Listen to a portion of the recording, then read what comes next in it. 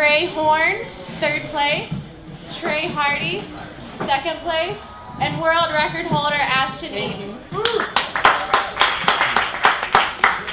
Great, let's start with you. Tell us your thoughts on being up here and being on this podium. Just being here is a privilege. You know, I know I didn't hit the A standard, so I know I don't get to make the trip to London, but my plans are to go back to Gainesville, Florida, keep doing what I do, just keep working hard, and perform well at the Thorpe Cup in about a month. Trey, what's it like to qualify for your 2nd team? It's awesome. It's awesome.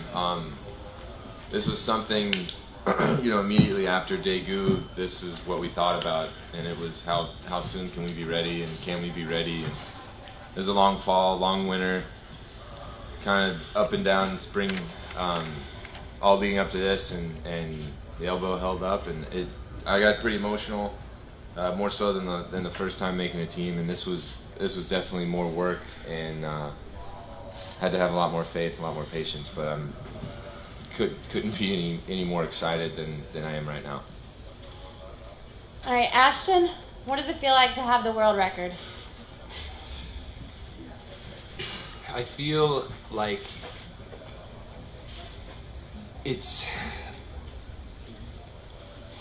I think something like this is a representation of a lot of, I don't think work is an appropriate word, but it'll probably suffice for now. A lot of work that I've put in and that friends, family, and support staff have put in general. And it's not so much just numbers, it's like all the little stuff that you guys don't get to see that just kind of makes this thing possible. And there's really very few words to say to describe it, so unfortunately I'm brief in that respect. All right, we'll now open it up for questions. Ashton, when you crossed the finish line and you looked up, saw the scoreboard, and you started to break down, what was going through your mind when you looked at it? I think to be considered, to have that score and to just do whatever I did, it's like I've worked so hard to do that, but it's almost like I didn't want to do it for some reason. It's just for it to happen was just emotions come out. It's so hard to explain. Like I really truly love this event, not because of I just like running and jumping and doing all that stuff, just because of what it is and what it symbolizes for me, and just what the decathlon community, just the track and field world is all about. And maybe it's not even about that much to the rest of the world, but to me, it's my whole world. So to do the best that I possibly could in my world makes me pretty happy. Hey, Ashton, in the 15, I think with 400 left, you're about 2 seconds off pace. Can you talk about what was going through your mind that last lap? With 600 meters to go, I became a firm believer, not that there was much doubt before, but a firm believer that the Hayward Magic does exist, because I felt it for 600 meters, big time. And especially with the 400 to go, I knew I was 2 seconds off, and I knew that there was no way I was not going to get the world record. And in large part because of just the atmosphere around the stadium. So there really wasn't much going through my mind except this is happening. This is happening right now.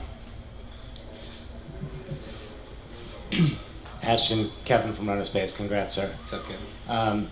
Was there any talk among the other competitors before the 1500 of how to get you through, maybe including Curtis Beach, maybe some camaraderie and rabbiting you to that pace? Yeah, no.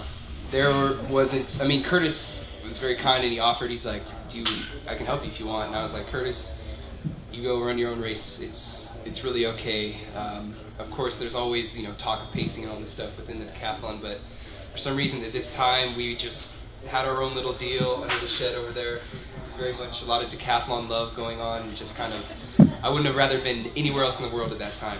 And there was no help with the pacing really, except I do think that Joe, with 200 meters to go or 220 to go, he was kind of like, "Come on, Ashton, come catch me." I read that in his, in the way he was running. And Joe takes off, he's a fast guy, and so it's just there's so much support just from these guys. Like it's ridiculous. I feel very fortunate to be in this position. I don't want to be like treated super special or anything like that, because I think it's just in large part because of the guys you're competing with next to you.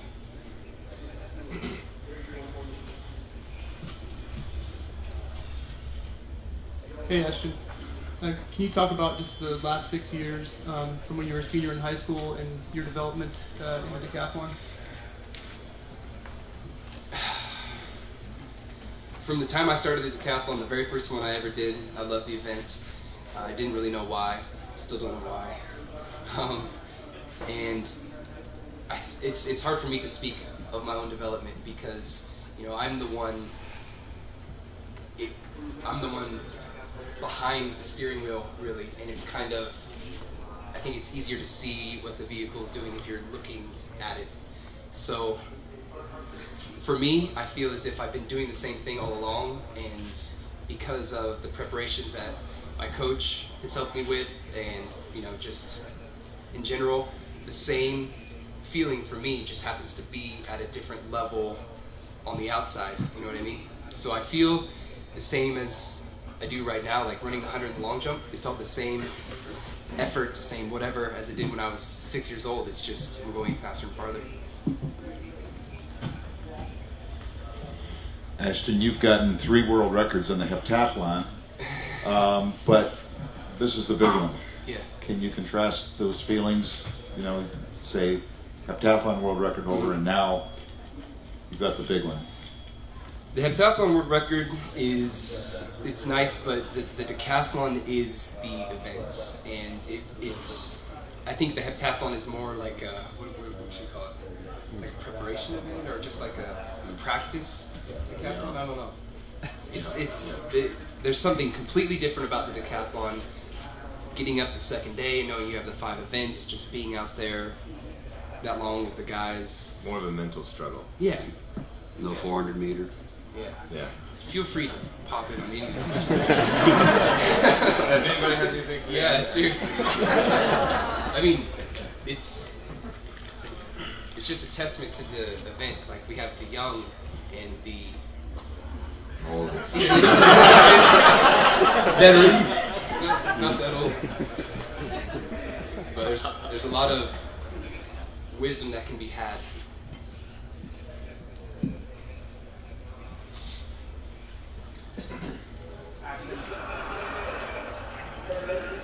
Ashton, let us know about the conversation you had with your coach on the track immediately following the 1500. Immediately following. There was no conversation. There was just mutual laughter, emotions, words. I'll tell you what, the best part to me, actually I'd have to think about it more, but a really good part to me was before the javelin, so after the pole vault. I go underneath, and Harry Maris, my coach, is sitting back there. He looks at me and he's kind of telling me, you just got to do this in the jav, Ash, and you'll be fine, and all this other stuff. And I look at him, I go, all right, what do I have to throw, and then what do I have to run to get the American record? And he stopped and he looked at me and he goes, Ashton, the world record. And at that moment, I saw his belief in me, and I was like, let's go do it then.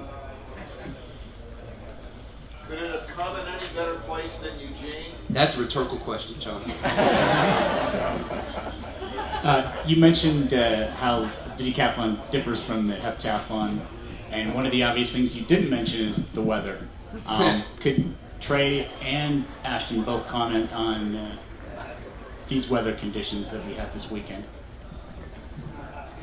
I feel like it's the 11th event, and it's just something else you have to fight through, Yeah, and it's just part of the event. It is what it is. Everybody's out there dealing with it. That was definitely the wettest decathlon I've ever done in my life, and I hope that when when Ashton's record is put in the books and when it's all written about and stuff, that there are parentheses and asterisks and everything you can put behind it to say how crummy the conditions were and how impressive the mark really was that he did. And you know, the weather is just something that every decathlete thinks about, but acts like it doesn't bother them. And it just is what it is. What's your 2 cents, Greg? Just like you said, man, it's just a card that we're all dealt. Something that we all have to deal with together.